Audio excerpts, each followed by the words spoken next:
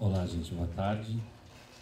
É um prazer estar aqui. Eu gostaria de agradecer ao Mauro pelo convite, ao Hammer igualmente. Vamos conversar então nessa próxima hora sobre o crack, né? É uma substância que a gente vem estudando na Uniad mais ou menos desde 95, né? E que tem sido a minha linha de pesquisa desde 98. Então, eu vou apresentar um pouco. A gente acabou de lançar um livro sobre o tema, falando aplicado ao tratamento, que é o que eu quero discutir com vocês. Mas antes, em 10 minutinhos, eu vou apresentar essa aula, né? É uma aula mais extensa, mas acho que eu vou passá-la rapidamente, vou passá-la em 10 minutos, depois eu posso deixá-la à disposição ou do conselho ou no site da Uniad. Ela já está publicada, vocês podem entrar e baixá-la, mas porque ela dá uma noção um pouco do histórico e de onde viemos e onde é que estamos. Para onde vamos eu não sei dizer, mas a gente vai tendo umas ideias. Gente, o crack apareceu aqui no Brasil, exatamente em São Paulo, por volta de 89, né? Na época, ele apareceu provavelmente nos locais onde ele foi detectado, foi na Zona Leste, cidade de Tiradentes, Guaianazes, mas ele se tornou público no instante que ele chegou à Cracolândia, né, a região da Luz, que depois foi conhecida como Cracolândia, região da Luz que já foi um dos principais pontos da cidade, mas que a partir dos anos 40 entrou em decadência, né, acabou ficando bastante abandonada. E como era, gente, a pesquisa nessa época, em 89? 5 centros apenas, né, faziam pesquisa com dependência química nos moldes que a gente faz hoje, né, com a perspectiva epidemiológica. E esses mesmos centros eram os que ofereciam modelos de tratamento ambulatorial para esses pacientes. Então, até 89 havia então esses 5 serviços, um na Bahia, um no Rio, outros 3 aqui. E como é que esses pacientes eram vistos, eram atendidos fora desses ambientes, que eram muito restritos ainda? Eles eram atendidos em ambulatórios que já eram raros, em ambulatórios psiquiátricos raros, né? Eram internados em hospitais, né?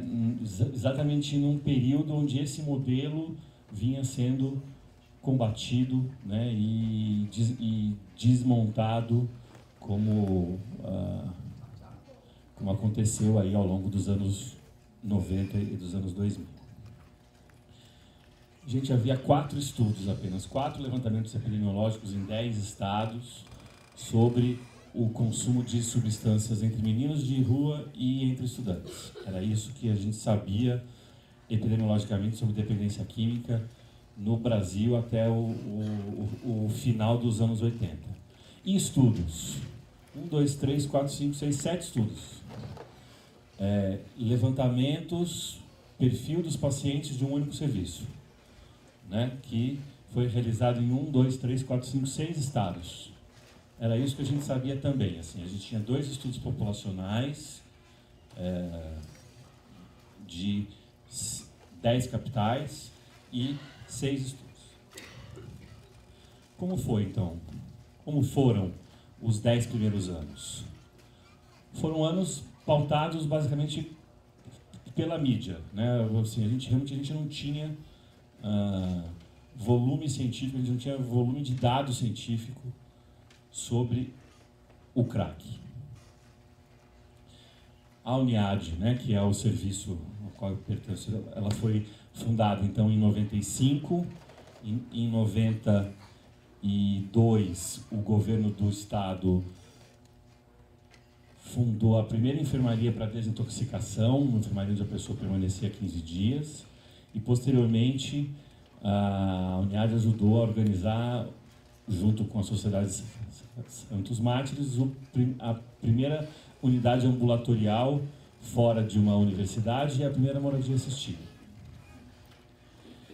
Os estudos continuaram a acontecer de uma maneira muito também branda e lenta, né? Houve mais alguns estudos epidemiológicos com estudantes e com meninos de rua.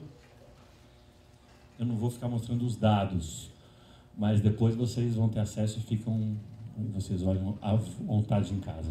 O que vale a pena dizer apenas é que até 89, nenhum menino de rua de nenhuma essas 6 capitais disse ter utilizado crack alguma vez na vida. Ao passo que já em 93, 36% dos meninos de rua de São Paulo e 50% quase em 97 disseram já ter experimentado o crack pelo menos uma vez na vida. Até 95, gente, a ideia era que o crack existia aqui e para sempre ficaria aqui. Quando você ia para Porto Alegre, Belo Horizonte, as pessoas tinham a ideia de que era uma droga de paulista. Já então a gente vê que em 97, né, 10% dos meninos de rua de Porto Alegre e 5% do Rio referiram que já haviam utilizado o crack pelo menos uma vez, enquanto nenhuma capital nordestina, nem Brasília, tinha tido ainda algum contato com a droga. Então, aí teve os estudantes, alguns levantamentos domiciliares, né? Começar a partir de 94, em 94 apareceu o nosso primeiro estudo, né? Um estudo em que o pessoal do Sebrid entrevistou cerca de 30 pacientes, cerca de 30 usuários de crack da Cracolândia e fez um primeiro perfil, aquele perfil básico que a gente sempre ouve dizer, né? Jovens, desempregados, com baixa escolaridade, com famílias desorganizadas, com alta prevalência de uso de substância entre elas. Então, houve mais alguns estudos que foram publicados, né? Estudos de um único serviço, né? Só para a gente ter uma ideia, né? Começaram a aparecer, então, estudos transversais, esses já estudos da Uniad, né? Onde a Uniad entrevistou pacientes, usuários em diversos serviços ambulatoriais e internados, chegou a algumas conclusões, viu o poliuso, né, viu que o poliuso era muito importante, viu que os pacientes migraram da via intranasal para o crack, da via endovenosa para o crack ao longo dos anos 90. Então, uma série de coisas aconteceu aí nessa década.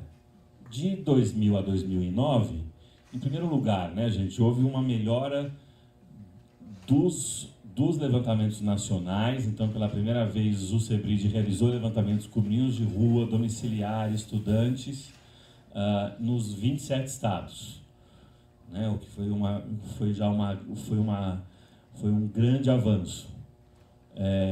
O que deu para a gente notar nesses estudos mais detalhados, né, é que o uso de cocaína em São Paulo sempre aumentou de 87 a 2004, né? No Nordeste começou a partir do final dos anos 90 e no Sul, nos outros estados do Sul, né, esse fenômeno começou a partir de 93.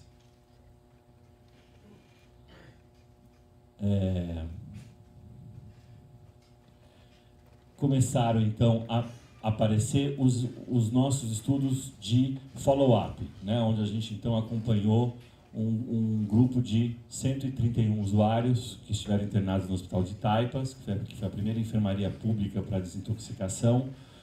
A gente acompanhou 130 usuários desde o instante em que a enfermaria foi inaugurada, em maio de 92, até o final de 94. A gente reentrevistou esses pacientes 2, 5 e 12 anos depois, né?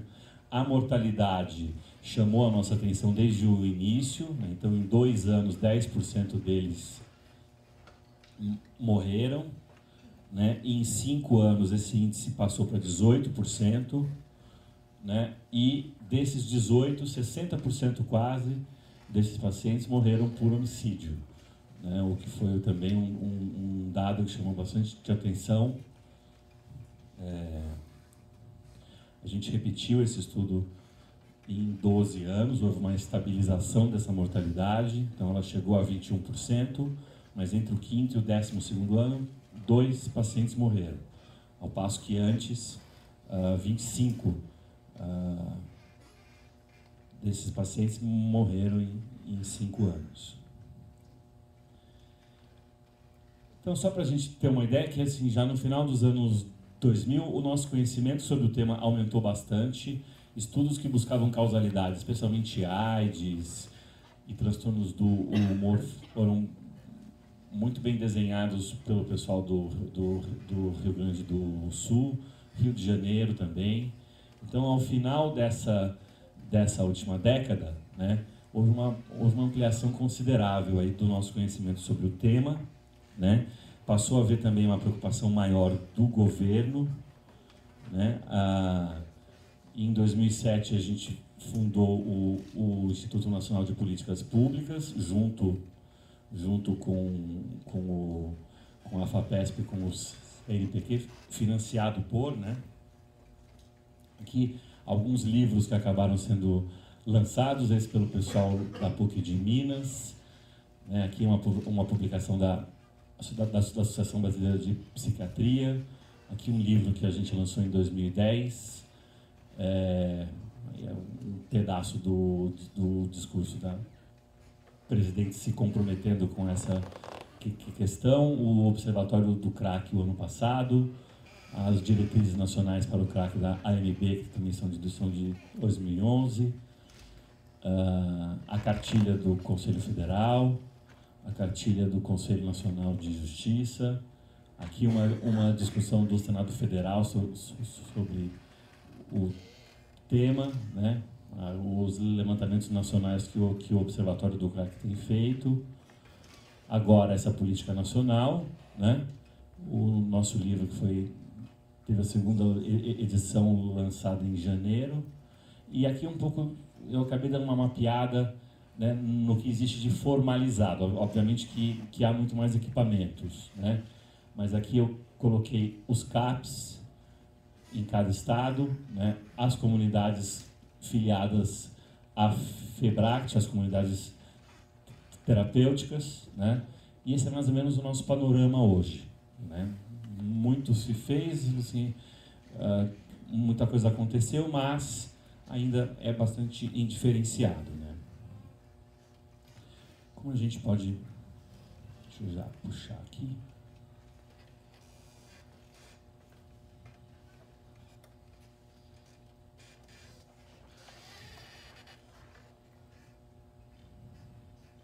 Então vamos ao tratamento propriamente dito. Então,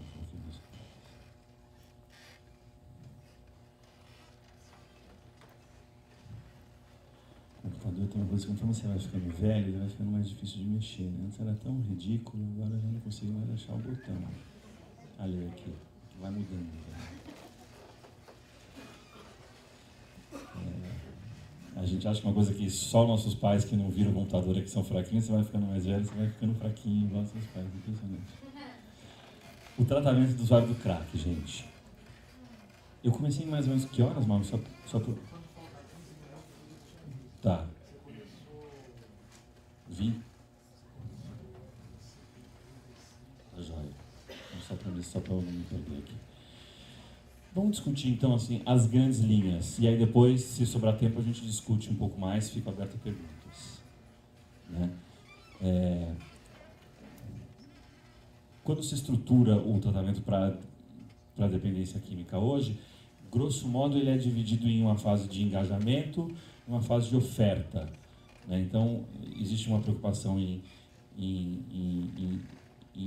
engajar o paciente ao máximo na proposta terapêutica oferecida e, em seguida, oferecer um menu de opções dentro de uma linha de cuidados, né, que se adeque ao máximo às necessidades dele.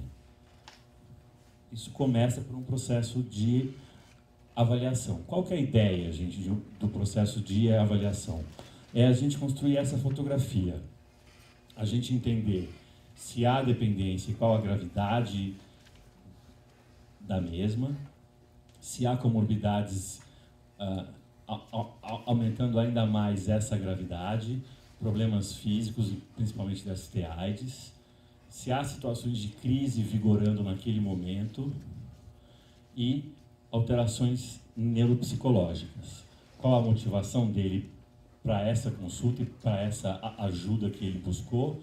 Quais os fatores de proteção e risco em ação naquele momento?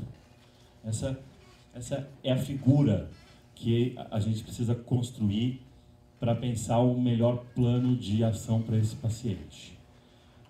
A gente sempre fala aqui que o tratamento começa na marcação da consulta, né? Hoje está muito claro que quando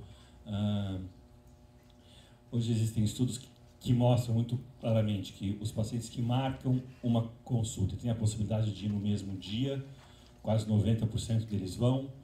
Quando se espera 24 horas, obrigado.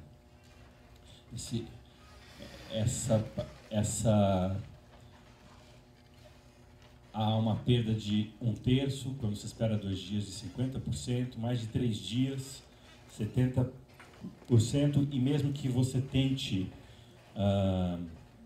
estimular que o paciente venha ligando um dia antes ou fazendo um follow-up até ele chegar, né, se passa de 72 horas, a chance dele vir cai muito e não tem muita diferença entre você tentar estimular por telefone ou não.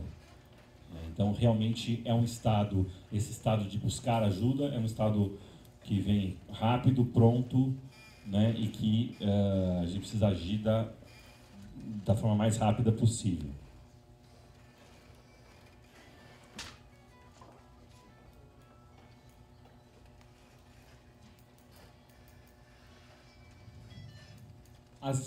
As avaliações, né, que é o que nos interessa. Eu as dividi em algumas etapas. A primeira delas é a gente pensar nas situações de risco vigentes, né?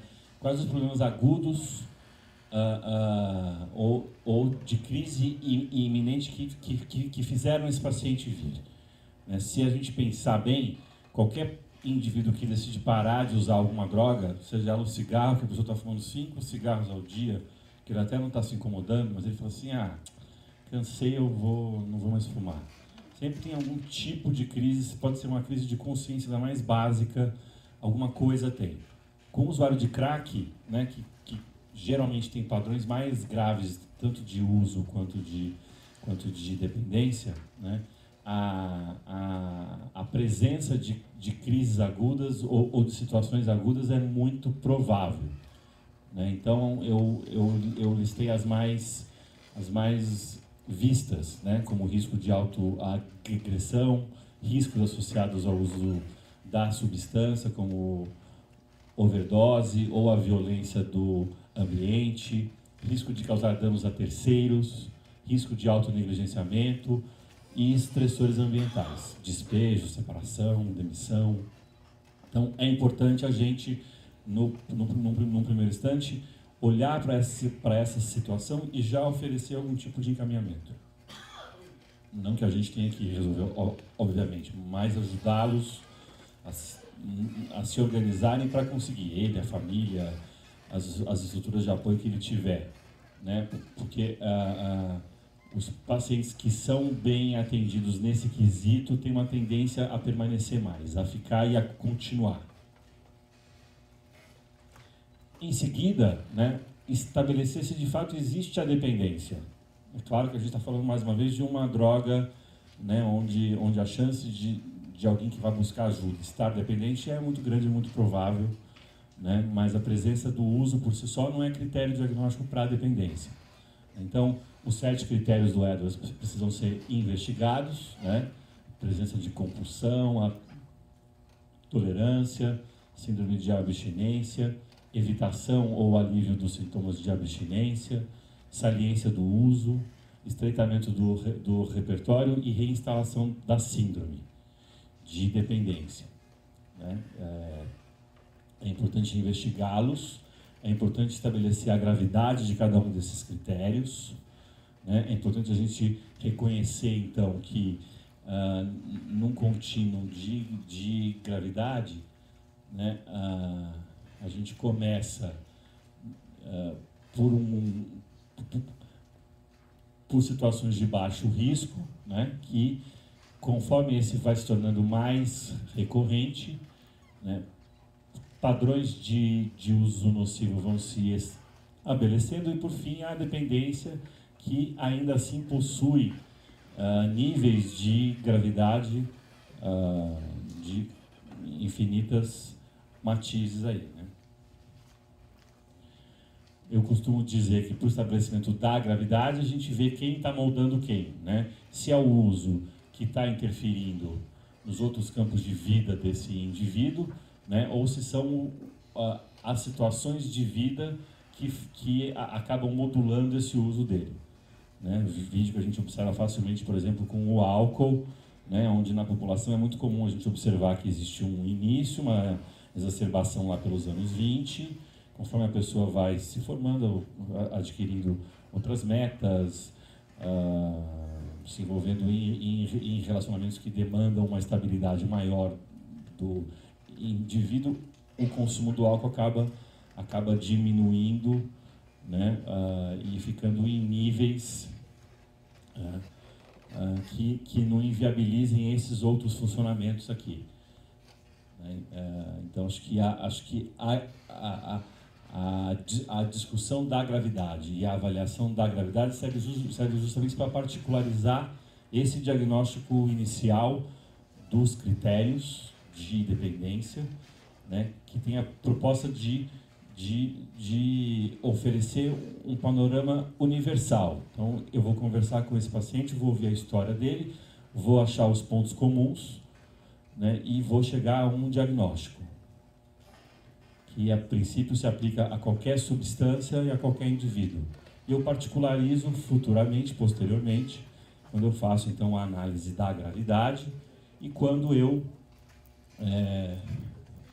observo os fatores de proteção e risco, que eu já chego lá. A próxima avaliação é o diagnóstico motivacional, aonde eu vou, junto com o paciente, estabelecer, né, ou identificar qual o estágio motivacional dele, né, qual a prontidão dele para a mudança, que pode ir desde a pré-contemplação, né, onde ele não vê a necessidade de mudar, evoluindo para a contemplação, aonde ele vê que há um dano real ou potencial relacionado ao uso dele, mas ele ainda não se vê sem a substância. Então é aquele momento em que ele fica no lá e cá, a determinação em que ele pede ajuda, em que ele para efetivamente, e a manutenção, onde ele vai então tentar estabelecer estratégias para permanecer naquela condição. Nesse processo há sempre o risco da recaída, né, que acomete aí 70% deles nos primeiros 90 dias. A partir dessa recaída ele pode retornar para qualquer um dos estágios. Eu pus alguns exemplos aqui.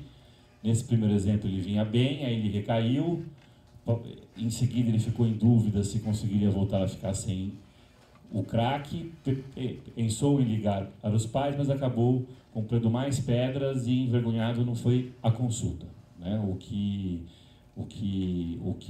nos aponta que a recaída é um momento em que a gente, além de estarmos atentos, a gente precisa buscar o paciente ativamente caso ele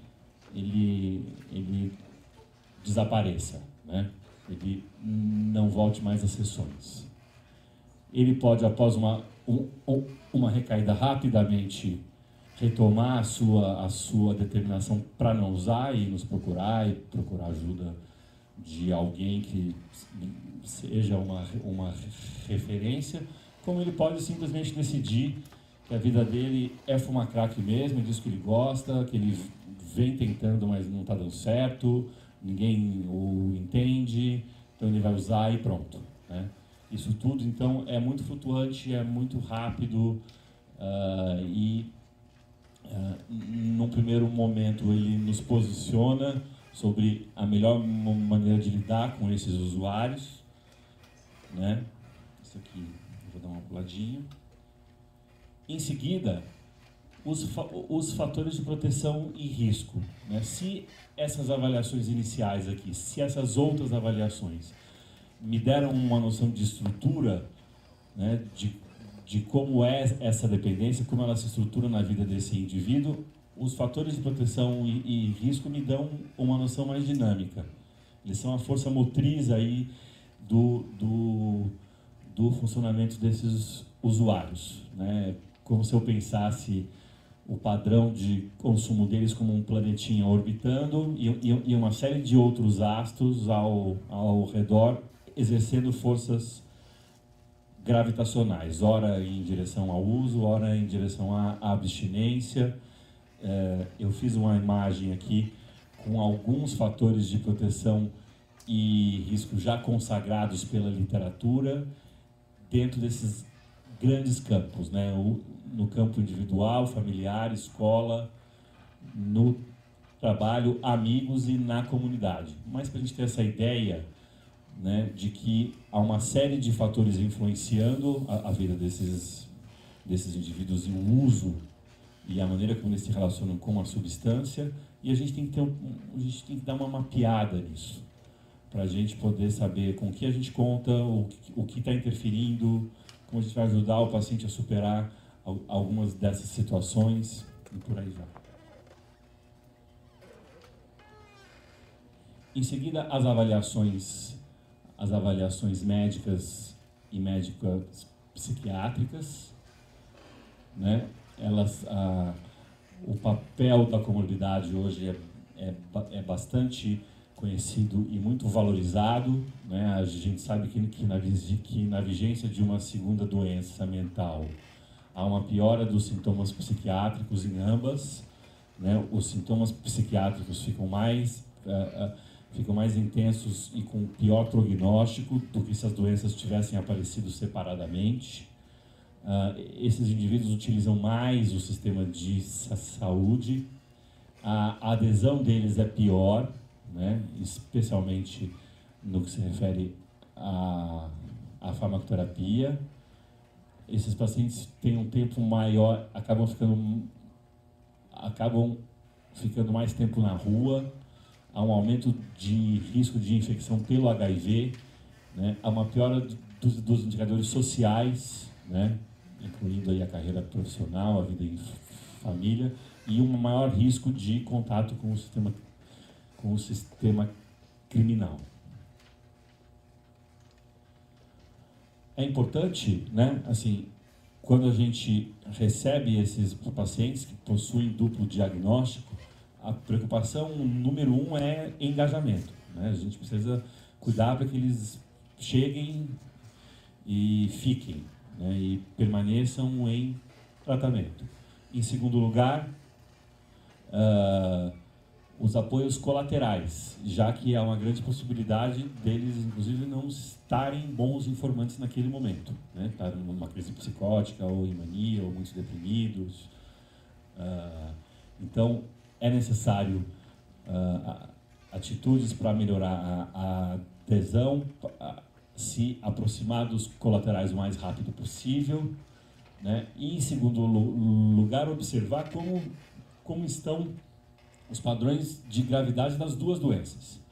O tratamento deve ser simultâneo e deve ser integrado, de preferência, mas é óbvio, né, que se o padrão de dependência está muito grave e a comorbidade idem, então a pessoa está super psicótica, ouvindo vozes, dizendo que ele se matar e está usando muito crack, né? Esse é um paciente sério, candidato a ficar internado. Ou está deprimido, com ideação suicida, ou está em mania, usando muita cocaína e usando muito crack. Então essa é uma situação onde a gente pensa rapidamente numa internação. Já que, né, eu citei um exemplo, um usuário inicial de crack que apresentou sintomas depressivos transitórios após uma noite de uso ininterrupto. Está iniciando, tem sintomas leves e localizados. Esse é um paciente que a gente vai discutir com ele ambulatorialmente. E nesses quadrantes aqui, né, onde um quadro é grave e o outro pouco, vai valer a nossa experiência, a estruturação social que ele tem, a estrutura pessoal dele, para a gente definir se a abordagem ambulatorial ou a abordagem de internação é a melhor e qual a intensidade da abordagem ambulatorial.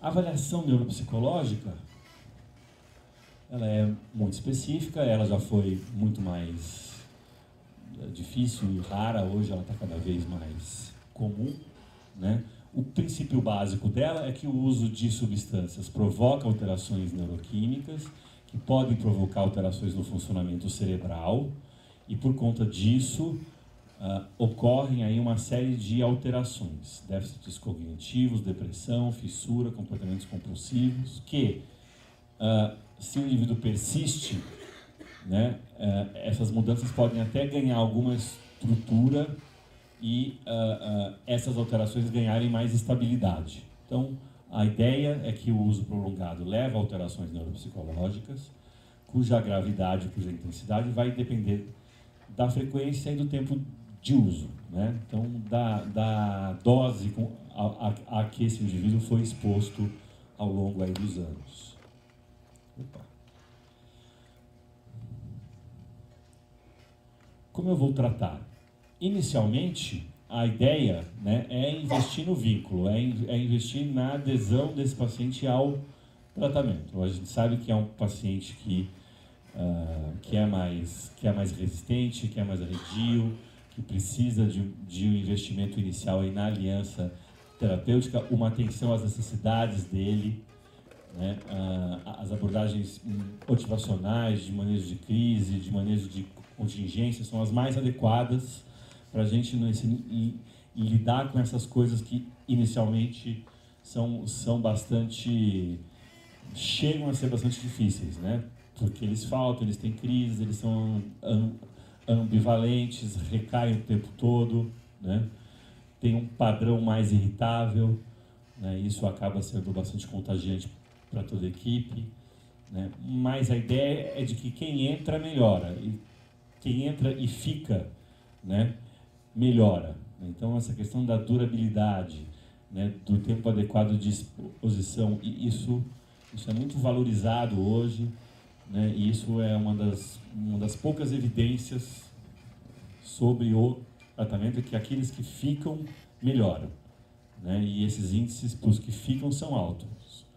O grande problema é que uma grande quantidade deles vai embora ainda nos primeiros 90 dias. A entrevista motivacional, então, é uma escolha para essa fase, né?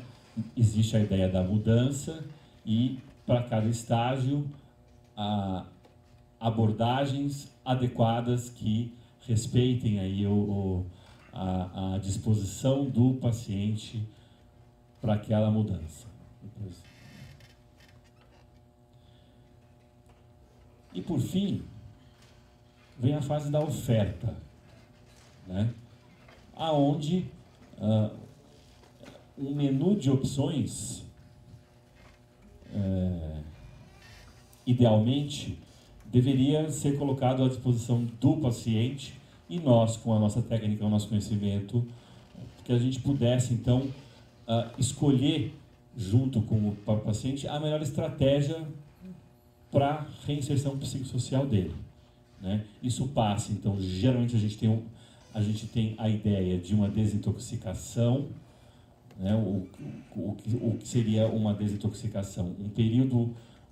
Um período de abstinência que proporcione ao cérebro desse indivíduo a possibilidade de se readaptar à ausência da substância, né? Já que a presença da substância provocou alterações neurobiológicas e a partir de um determinado instante ele passou a funcionar para evitar os sintomas de abstinência que o uso prolongado dessa substância provocou nele.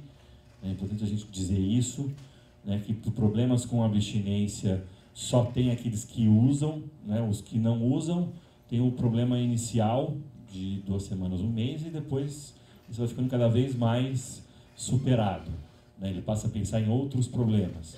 Quem tem problema com abstinência mesmo é quem usa, né, é o fumante que fuma, aí fica saciado, aí a nicotina começa a diminuir, ele vai ficando ansioso, precisa fumar de novo, aí ele cria rotinas para sempre ter a ocasião para fumar, é o usuário de álcool que precisa beber logo cedo, senão ele fica muito trêmulo, então ele bebe logo cedo, bebe às 10, bebe às 12, se alguma coisa tentar interferir nisso, ele fica irritado, ele acha chato, né? Ele não quer mais beber em ocasiões sociais porque tem regras, então no casamento tem que beber um pouco antes, só pode beber bastante depois que o jantar acabou e a festa começou. Então esse tipo de coisa começa a incomodar.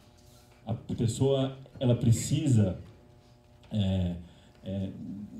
a substância num ritmo. A hora que você quebra isso com a abstinência, vem então esse período de desintoxicação, onde o cérebro vai entender novamente que não vai estar uma substância psicoativa todo dia ali. Ele vai ter ele vai poder voltar a funcionar sem a presença dela. E esse é o período da desintoxicação. Onde ela pode acontecer? Ela pode acontecer em qualquer lugar. Ela pode começar por uma internação curta, ir para um ambulatório, já ser associada com grupos de autoajuda desde o início. Esse ambulatório idem, ele pode ter grupos de autoajuda, pode ter hospital dia, ele pode fazer essa detox direto numa internação longa, ou primeiro numa curta e depois numa longa. Aí, né, a gente pensa com o paciente e com a família qual a necessidade dele para aquele momento.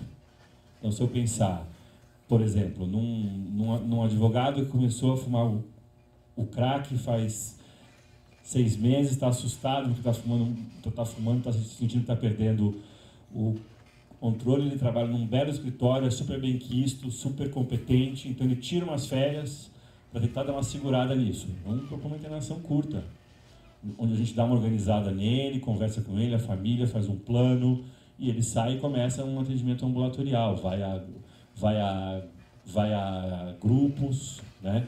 Diferente de alguém que, por exemplo, usa desde os 13, está com 33 anos, acabou não passando pelos grandes relacionamentos da vida, acabou conseguindo não se formar ou adquirir aí as coisas que se esperava na fase de adolescência e de adulto jovem dele, né? Ele se estruturou muito pouco, talvez então ele possa ou fazer um atendimento ambulatorial, ou ele vai para uma internação longa, aí a gente desenha de acordo com as necessidades. A hora que isso vai chegando numa fase de manutenção, né, obviamente que as abordagens ambulatoriais e de mútua ajuda acabam sendo, né, as mais indicadas e as mais utilizadas. Há uma série de estruturas psicossociais que esses pacientes necessitam. A moradia assistida é cada vez mais valorizada e é uma das principais. Se a gente considerar que uma parte considerável deles acaba perdendo uma série de vínculos, relacionamentos, vínculos familiares, às vezes a situação com a família está muito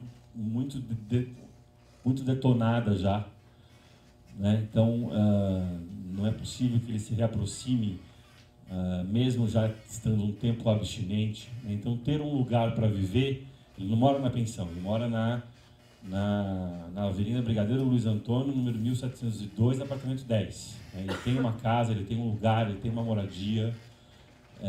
Essas moradias hoje, elas são, se a gente vê o que existe hoje aí, mundo afora, há moradias com diversos níveis de complexidade.